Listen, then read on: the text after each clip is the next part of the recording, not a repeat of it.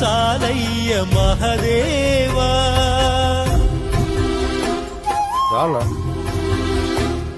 తానే నేస్తమై తోడై పెంచిన తల్లి కొడుకునోసారి కలిపేవా. చనుబాల తీపి తెలిసుంటే ఈశా కనుగొందువేమో ఈ పేగు భాష. చెప్పమ్మ నువ్వు పార్వతి, అమ్మంటే ఓ భారతి.